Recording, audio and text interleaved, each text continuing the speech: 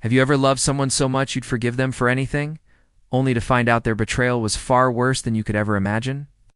I'm standing in our bedroom, the one Clara and I shared for 12 years, and the air is thick with the scent of a stranger's cologne, a cheap, musky smell that clings to the silk sheets she bought last week. It said the same cologne I smelled on the grief counselor who was supposed to be helping us heal. My hands are shaking as I hold the receipt, not for the sheets, but for a dinner for two at Alenia, dated the night she told me she was visiting her sick mother in Naperville. I think I'm going to be sick. How could I have been so blind? If you genuinely enjoy our stories, please subscribe to the channel. Tell us where you're from and what time it is right now. It's always fascinating to know how far our story flows. Our world shattered 6 months ago. Our son Leo, just 8 years old, was gone. The silence in our Lincoln Park brownstone was a physical weight crushing us. Clara, my vibrant, life-loving Clara, became a ghost. I thought we were navigating this abyss together. A friend recommended a grief counselor, Dr. Alistair Finch. He had a pristine office overlooking Millennium Park, filled with soothing art and leather-bound books. He seemed perfect, professional, empathetic, a steady hand in our storm. He'd meet with us together, then separately. He told me it was important for each of us to have our own space to process. I see now that he was just carving out his space with my wife. The first crack in my reality was small. A late-night text that made Clara jump. She'd angle her phone away, a nervous tick I'd never seen before. "It's just my sister," she'd say, her voice a little too high. Then came the new clothes, expensive dresses and lingerie I never saw her wear for me. "Retail therapy," she'd explain with a hollow smile. "Dr. Finch says I need to find joy again." I wanted to believe her. I needed to. Losing Leo had nearly destroyed me, but the thought of losing Clara too? Unbearable. I clung to the fiction she was spinning because the truth was a monster I was unready to face. The humiliation came in waves. At a charity gala, I saw her across the room, laughing with a man. It was him, Dr. Finch. His hand was on the small of her back, a gesture far too familiar for a doctor and his patient. When I walked over, they sprang apart. "Mr. Davies," he said, his smile never reaching his eyes. "Just checking in on Clara. She's making remarkable progress." Clara didn't meet my gaze. She just sipped her champagne, her face a mask of indifference. Later that night, I asked her about it. Her response was ice. "You accusing me of something? After everything we've been through? How dare you?" "Dr. Finch is a professional. You're just paranoid." She turned me into the villain, my grief-stricken mind, the source of the problem. It was masterful manipulation. She made me feel crazy for seeing what was right in front of me. They grew bolder, more arrogant. They thought I was a broken man, too lost in sorrow to notice. And for a while, they were right. I was a ghost in my own life. Then came the night of our anniversary. I'd booked a table at our favorite spot, Gia's Cafe, hoping to find a flicker of the couple we used to be. She canceled an hour before. "A migraine," she texted. "So sorry, love." I drove home, defeated, only to find a credit card alert on my phone. A charge for two at a hotel bar on the Magnificent Mile, the same hotel where Dr. Finch had once mentioned he attends weekly conferences. That was the moment the grief turned to rage. It was a cold, clarifying fire.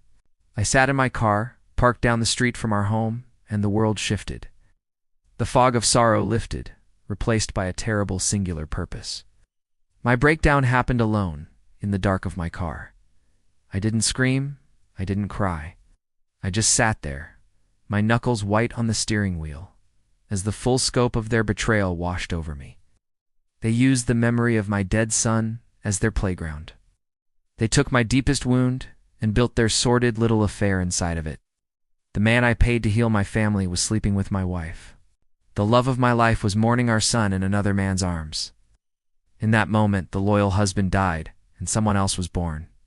Someone colder, more patient.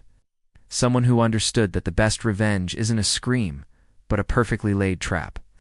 The next morning, I was a new man.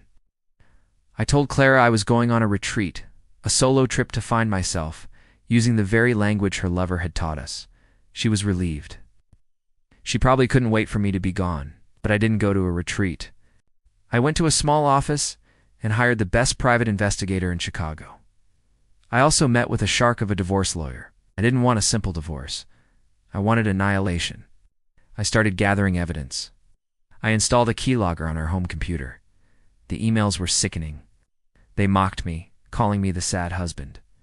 They detailed their rendezvous, their plans for a future together, once Clara had secured a generous settlement from me. I found receipts, hotel bills, gifts. Finch had even been using a prepaid credit card, but he wasn't as smart as he thought. Used it to buy flowers from a shop near his office, and I got a copy of the security footage. There he was, smugly buying roses for my wife. The final piece was their own arrogance. Finch was part of a major psychiatric association with a strict ethics code, a code he was violating in the most egregious way possible. My lawyer drafted a letter to the board, complete with signed affidavits, bank statements, email printouts, and screenshots of their illicit texts. We also prepared a civil lawsuit against him for professional misconduct and intentional infliction of emotional distress. For Clara, the trap was social. She was the chair of a major children's charity foundation built around Leo's memory. Her public image was that of a grieving, saintly mother. I waited for the day of the annual fundraising gala, the biggest night of her year. The night of the gala was perfect, a clear, crisp Chicago evening. The ballroom at the Drake Hotel was filled with the city's elite. Clara was on stage, glowing in a new gown, a portrait of tragic grace. She was giving a speech about loss, about community, about the foundation's work in Leo's name. She even had the audacity to mention my unwavering support through this unimaginable time. As her speech reached its crescendo, a man walked to the side of the stage and handed the event coordinator a stack of folders. My lawyer had timed it perfectly. Inside each folder was a summary of the evidence, the affair, the mockery, the calculated deception. It was sent simultaneously to the charity's board members and key donors in the room. I watched from the back of the room as a wave of whispers turned into a tidal wave of shock. Phones came out. People started standing up, turning their backs on the stage.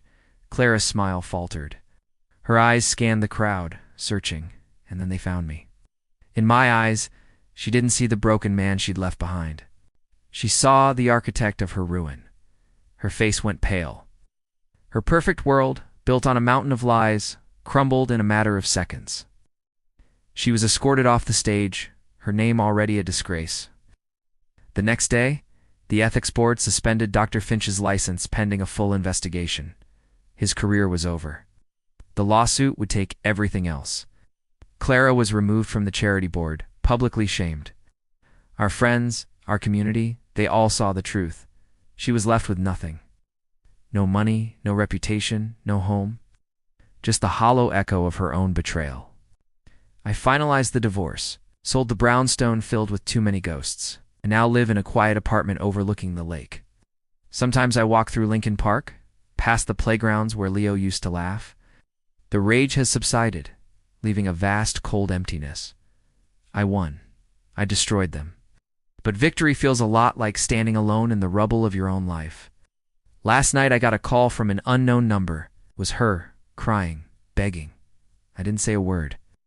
I just listened to her sobs for a moment before hanging up. I felt nothing. The quiet is the loudest sound now, a constant reminder of everything I've lost. Love, I've learned, doesn't always die with a bang. Sometimes it just gets cold and you can't remember what the warmth ever felt like. Lover doesn't work in this city anymore. It's the end.